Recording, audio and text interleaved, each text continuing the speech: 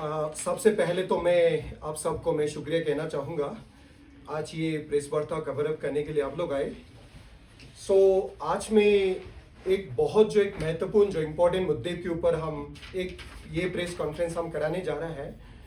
तो उसमें सबसे पहले तो मैं आज हमने ये देखा कि लद्दाख के जो चीफ सेक्रेटरी साहब जो यूपीएससी के जो चेयरमैन साहब से अभी मिल रहा है कि लद्दाख के अंदर जितने भी जो टेक्निकल जो गैजेटेड पोस्ट उसको रिक्रूटमेंट करवाने के लिए 232 पोस्ट का उन्होंने जिक्र किया है। तो वो जल्दी कराने के लिए आज जो हमारे ऑनरेबल चीफ सेक्रेटरी साहब यूपीएससी चेयरमैन से साहब से मिल रहा है, तो मैं और हमारी पार्टी की तरफ से मैं वेलकम कहना चाहूँगा। नंबर 2 जो है सबसे जो महत्वपूर्ण जो है, मैं आज आपको ये कहना चाहूँगा कि ये है कि लद्दाख रेजिडेंट सर्टिफिकेट की जो स्टेटस के बारे में मैं कहना चाहूँगा कि सबसे पहले तो ये है कि 27 जो 6/2025 जो 27 जून को एक यूटी एडमिनिस्ट्रेशन की तरफ से एक ऑर्डर निकलते हैं कि उसमें ये कहा है कि डीएसएसआरबी के अंदर जितने भी जो रूल्स होंगे, गाइडलाइंस होंगे, उसको अमेंड उन्होंने किया है। तो उसमें सबसे पहले जो है उसमें ये कहा है कि the recruitment process shall be conducted in accordance with the domicile and reservation law enforcing the UT of Ladakh. इसका मतलब ये है कि पहले जो हमें एलआरसी आए वो सिर्फ एक नॉन गैजेटेड जॉब्स के लिए ये आए हैं, मगर अभी जो ये जो अमेंडमेंट उन्होंने गाइडलाइंस के अंदर चेंजेस लाया उसमें ये कहा कि वो एलआरसी को एक रिप्लेस करने जा रहा है कि डोमिसाइल जो सर्टिफिकेट्स है, जो भी डोमिसाइल जो रूल रिसेंटली जून में आए थे उससे रिप्लेस करने जा रहा है। तो मैं ये कहूँगा कि हमारे जो एपेक्स बॉडी, हमारे जो केडीए को गवर्नमेंट ने एमएचए की तरफ से ये वर्बली एश्योरेंस दिए थे कि हम एलआरसी जो है हम नॉन गैजेटेड जॉब्स के लिए हम कंटिन्यू रखेंगे। तो ये एक बार नहीं 2-4 बार एक ऑल अलोंग एक राइट फ्रॉम द इंसेप्शन ये कहा है कि हम नॉन गैजेटेड के लिए हम एलआरसी रखेंगे। मगर अभी ये क्या हो रहा है कि ये एलआरसी का जो एक रिप्लेसमेंट जो डोमिसाइल के साथ ये अभी होने जा रहा है, तो कि हमारा जो ये क्वेश्चन की गवर्नमेंट ने ये वर्बल एश्योरेंस देने के अलावा भी अभी ये जो डोमिसाइल का जो इसके ऊपर थोपना, ये मुझे लगता है सरासर ये हमारे साथ एक धोखा और धोखाबाजी है हमारे साथ। तो इसीलिए मैं ये कहना चाहूंगा कि जो भी जो एश्योरेंस दिया है तो उसी की तहत उसी के अकॉर्डिंग एलआरसी ही मैंडेट नॉन गैजेटेड के लिए रखना चाहिए। नंबर 2, हमारे जो लद्दाख में जो जितने भी वही 2-4 महीने से लद्दाख के अंदर जितने भी जो स्टेक होल्डर्स हैं, जो हमारे जो टूरिस्ट से रिलेटेड हो, ट्रांसपोर्ट से रिलेटेड हो, हमारे इंफ्रास्ट्रक्चर डेवलपमेंट से रिलेटेड हो, हमारे मार्चेंट से रिलेटेड हो, सबने ये डिमांड करा के आए हैं कि एलआरसी को एक मैंडेट किया जाए। तो रिसेंटली हमने देखा कि लद्दाख इंफ्रा लेडा नाम का एसोसिएशन भी बने, उसने भी कहा है एलआरसी एक मैंडेट किया जाए। मगर ये देखिए अब अभी जो एलआरसी जिस चीज के लिए ये आए हैं वो अभी रिप्लेस करने जा रहा है। तो हमें लगा कि अभी इस माध्यम की जो जरिए हम ये गवर्नमेंट से कहना चाहूंगा कि एक एलआरसी का एक स्टेटस अभी बताने की जरूरत है। अभी एलआरसी का लॉ बैकिंग है कि नहीं, इसका लीगल सेंटिटी कि ये बताने की बहुत जरूरत है, क्योंकि लोगों के अंदर बहुत कंफ्यूजन है कि गवर्नमेंट ने कहा कि हम एलआरसी को हम कंटिन्यू रखेंगे, ऑन द अदर हैंड ये लोग इस तरह रिप्लेसमेंट करते जा रहा है। तो मुझे लगता है ये इसका क्लेरिफिकेशन गवर्नमेंट की तरफ से आना बहुत मुझे लगता है आवश्यकता है। तो इसीलिए मैं ये कहना चाहूंगा रिसेंटली और एक दूसरा जो इश्यूज आए हैं कि हमारे जो मेरे दोस्त है तो उसने जो अपने जो बेटे का जो आधार कार्ड अपडेट करने के लिए गए थे, वहां पे एक डोमिसाइल के लिए उन्होंने एक रेजिडेंसी प्रूफ के लिए उन्होंने एलआरसी दे, तो वहां पे बोला कि एलआरसी नहीं चल रहा है, एलआरसी ये रिजेक्ट हो रहा है। तो उन्होंने उस मेरे दोस्त को बोला है कि एलआरसी की जगह आप कहीं गेजेटेड ऑफिसर से एक लिख के वहां पे स्टैम्प लगा के एक रेजिडेंसी प्रूफ लेके आओ, नहीं तो ये एलआरसी नहीं चल रहा है, ये रिजेक्ट हो रहा है बोल के उसने बोला है। तो उससे ये भी पता चलता है कि एलआरसी का लॉ मेकिंग अभी खत्म है। सो इट इज देयरफॉर मैं ये कहना चाहूंगा गवर्नमेंट से ये जो एलआरसी का स्टेटस जो क्लियर करने की बहुत बहुत जरूरत है। नंबर 2 जो है सबऑर्डिनेट जो रिक्रूटमेंट के लिए हमारे 2024 फरवरी के अंदर एक लद्दाख के अंदर एक डिविजनल और स्टेट कैडर रिक्रूटमेंट के लिए हमारा बोर्ड बना था, LSSSB, Ladakh service staff selection board नाम का एक बोर्ड बने थे under the chairmanship of doctor Pawan Kotwal, उस टाइम पे था adviser to the honourable lieutenant governor. उसकी कायदत में, उसकी चेयरमैनशिप में एक बोर्ड बना था, उसके रिसेंटली रिव्यू मीटिंग भी हुए थे। तो हमें लगा कि उससे ये हमें पता चलता है कि उससे हमें ये अंदाजा लगता है कि एक हमारे जो काउंसिल की पार भी एक पावर है कि रिक्रूटमेंट जो कंडक्ट करवाने का, वो भी यहाँ पे इन्फ्रिंज होने जा रहा है। कि यही जो LSSB का हमें शक हुआ है कि ये जो जितने भी जो हमारे डिस्ट्रिक्ट कैडर का रिक्रूटमेंट जो हमारे काउंसिल के पास थे, LSDC सबऑर्डिनेट रिक्रूटमेंट बोर्ड के पास थे, ये भी जो LSSB से कंडक्ट करवाने जा रहा है। तो हम यही कहने के लिए आपको बुलाया है कि हम किसी भी हालात में हमारे जो कांग्रेस पार्टी की तरफ से यही कहने जा रहा हूं कि एक डिस्ट्रिक्ट हमारे जो एक बोर्ड जो LSDC के अंदर आता है, वो इन्फ्रिंजमेंट, उसको डिम्स एम्पावरमेंट नहीं होना चाहिए। जितने भी जो काउंसिल के पास डिस्ट्रिक्ट कैडर के रिक्रूटमेंट करने का पावर है, वो इंटेक्ट रहना चाहिए। हमारे काउंसिल की जो बॉडी रिक्रूटमेंट डिस्ट्रिक्ट कैडर के ऊपर करना ही चाहिए।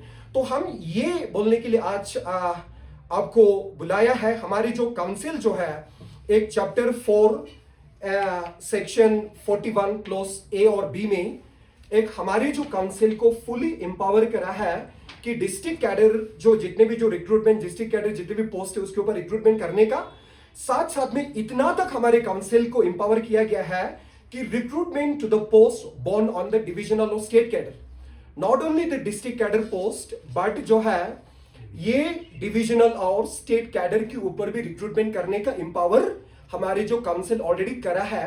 तो ठीक है, हम डिविजनल और स्टेट कैडर के ऊपर भी ठीक है कि मगर डिस्ट्रिक्ट कैडर जो पोस्ट का जो रिक्रूटमेंट तो हमारे काउंसिल ही किसी हालात में भी करना चाहिए। इस तरह जो काउंसिल को डिसएम्पावर करना नहीं चाहिए। हम ये कहना चाहेंगे कि जो बीते हुए जो बहुत से साल से हमें ये देखने को मिला कि हमारे काउंसिल को कंटिन्यूसली एक डिसएम्पावरमेंट करते आए, आज तक आए हैं। चाहे हमारे जो फ्लैग को खत्म करने का हो, चाहे हमारा जो बजट एक नॉन लेसेबल होते थे उसको लेप्सिबल बनाना हो, हमारे जो लैंड एलोकेशंस का हो, हमारे जो रिक्रूटमेंट करने का हो, इस तरह कंटिन्यूसली ये जो गवर्नमेंट जो है हमारे काउंसिल को डिसएम्पावरमेंट करने जा रहा है। तो हम ये कहना चाहूंगा स्पेशली हमारे जो चेयरमैन साहब, हमारे जो CEC साहब और एग्जीक्यूटिव काउंसिलर्स को मैं कहना चाहूंगा, ये आप लोगों का रिस्पॉन्सिबल है जी काउंसिल को डिसएम्पावरमेंट ना हो, नहीं होने दे। इन पर्टिकुलर हमारे काउंसिलर साहब को भी हमें अनुरोध करना चाहूंगा, हमारे काउंसिल को किसी हालात में भी कि डिसएम्पावरमेंट नहीं होना चाहिए, क्योंकि हम बहुत अरसे से हम स्ट्रगल फाइनली बहुत एक सालों हम स्ट्रगल करने के बाद फाइनली कि हमें ये काउंसिल मिला है। हमारी जो लद्दाख बुद्धिस्ट एसोसिएशन की क़यादत में लीडरशिप में आज तक बहुत साल हमने लड़ के हमने ये काउंसिल को लेके आए हैं। अभी जो इस तरह इस काउंसिल को कंप्रोमाइज करना, डिसएम्पावरिंग करना, ये हमारे लिए इंटरेस्ट में नहीं। हम उसको हम एक स्ट्रांगली कंडेम करता है अगर इस तरह ये लोग इस तरह कंप्रोमाइज डिसएम्पावरिंग ये करने से।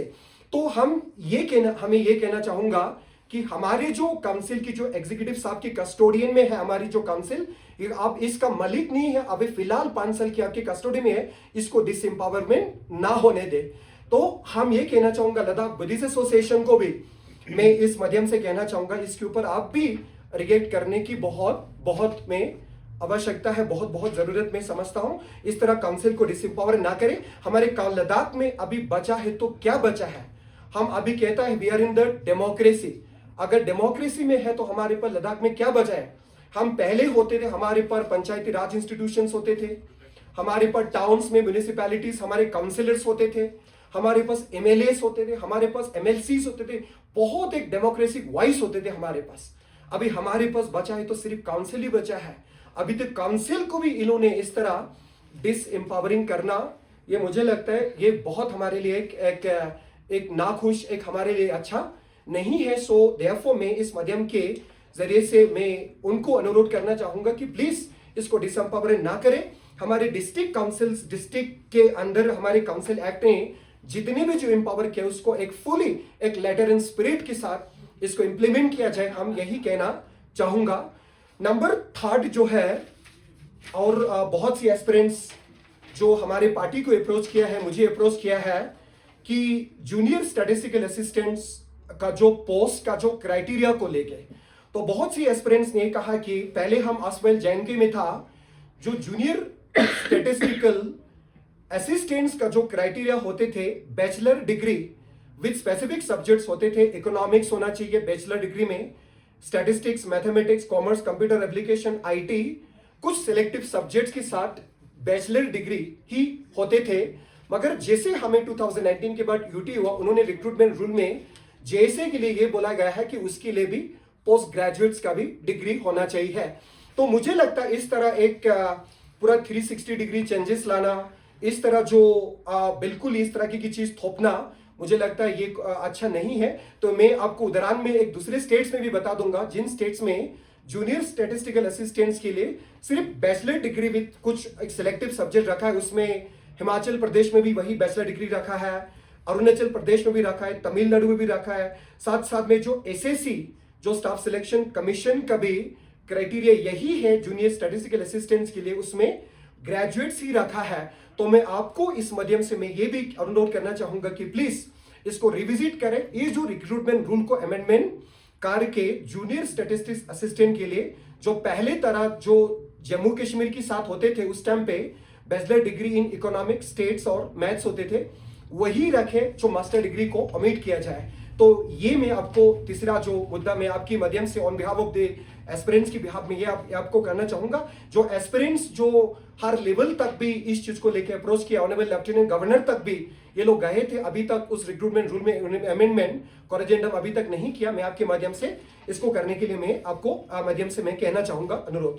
सो ये है, तो मैं हमारे 3 जो मुद्दे यही है। तो मैं लास्ट पे और एक रिट्रीट में एक रिपीट करना चाहूंगा कि प्लीज जो एलआरसी, जो लद्दाख रेजिडेंट जो सर्टिफिकेट का जो स्टेटस जो है, अभी ये लोगों के अंदर बहुत कंफ्यूजन है। ये कहा गया है कि डोमिसाइल जो है that was only meant for the jobs. उन्होंने ये भी हमें वचन दिया, उसमें ये बोला गया है कि इवन डोमिसाइल के जो फॉर्मेट पे भी लिखा होगा कि and this certificate is only meant for the jobs. अगर ऐसा लिखा हो, तो अगर ये नौकरी के लिए सिर्फ हो, तो अदरवाइज के लिए एक रेजिडेंसी प्रूफ के लिए हमारे पास क्या है? क्योंकि अभी हमें ये देखने को मिला, अभी ऑर्डर अपडेट के लिए भी जो एलआरसी अभी रिजेक्ट हो रहा है। अभी जो एलआरसी जिस चीज के लिए आए थे नॉन गैजेटेड रिक्रूटमेंट के लिए, वो भी अभी ये यहाँ पे रिजेक्ट होने जा रहा है। तो मुझे लगता है एलआरसी का लॉ बेकिंग और इसकी लीगल सेंटिटी के ऊपर क्वेश्चन है। सो इट इज देयरफॉर मैं आपको एक माध्यम से कहना चाहूंगा, एडमिनिस्ट्रेशन और गवर्नमेंट से ये अनुरोध करना चाहूंगा, जो एलआरसी का जो स्टेटस बताना पड़ेगा, ये अभी इंटैक्ट है कि नहीं, ये अभी लीगल है कि नहीं, ये बताना पड़ेगा। अगर ये लीगल हो तो एलआरसी आधार अपडेट करने में क्यों रिजेक्ट हो रहा है? अगर लो बेकिंग इसको है, इस पे है, तो ये नॉन गैजेटेड जो है रिक्रूटमेंट के लिए अभी क्यों डोमिसाइल के पर रिप्लेस करने जा रहा है? तो यही जो 3-4 बात बोलने के लिए मैं आप लोगों को बुलाया है। तो शुक्रिया, आप लोग आए, इस कवर अप किया, थैंक यू सो मच। इसमें बोला भी है, जो रिसेंटली उन्होंने एज रिलैक्सेशन की बात कही, that was only meant for the gazetted jobs, तो नॉन गैजेटेड के लिए वो नहीं था। तो हम ये कहेंगे कि हमारे जो लेफ्टिनेंट गवर्नर साहब पे, जो पहले का हो जो अभी का हो, दोनों ने पोलो ग्राउंड से हमें 2-3 बार उन्होंने हमें एश्योरेंस दिए हैं कि आप लोगों को इंक्रीमेंटल एज रिलैक्सेशन हमें देंगे। सो मैं ये कहना चाहूंगा, हमें अभी 2 साल से 5 साल से हमें सफाइस नहीं है, अनलेस एंड अनटिल अब तक ये नहीं कहेंगे आपको इंक्रीमेंटल रिलैक्सेशन। अगर एक रिक्रूटमेंट होने में 5 साल लगेंगे तो हम 5 साल का एज रिलैक्सेशन देंगे, वो मिलना भी चाहिए। अगर 6 साल अगर होंगे तो 6 साल का एज रिलैक्सेशन, 7 साल, इस तरह जो इंक्रीमेंटल एज रिलैक्सेशन दोनों के लिए, तो गैजेटेड और नॉन गैजेटेड दोनों के लिए हमें एज रिलैक्सेशन मिलना बहुत बहुत मैं जरूरत समझता हूं। साथ साथ में रिसेंटली हमें एडीजीपी साहब ने बोला कि कांस्टेबल और सब इंस्पेक्टर के लिए रिक्रूटमेंट करने जा रहा है, उसमें भी हमें एज रिलैक्सेशन की बहुत जरूरत है। 5 साल या 6 साल, अगर जो जितने भी जो टाइम लगेंगे रिक्रूटमेंट के लिए, उस हिसाब से हमें एज रिलैक्सेशन भी बहुत जरूरत है। कल जो आपने बोला कि एज रिलैक्सेशन का उन्होंने जो नोटिफिकेशन निकले थे, that was only meant for the gazetted. ये मैं नॉन गैजेटेड के लिए भी बात कर रहा हूं मैं, क्योंकि सब इंस्पेक्टर जो है ये नॉन गैजेटेड की कैटेगरी में आता है। तो नॉन गैजेटेड को भी हमें इंक्रीमेंटल एज रिलैक्सेशन हमें मिलना चाहिए, हमें एक इक्विटी मिलना चाहिए, हमें राइट्स और अपॉर्चुनिटी हमें मिलना चाहिए, मैं ये कहना चाहूंगा।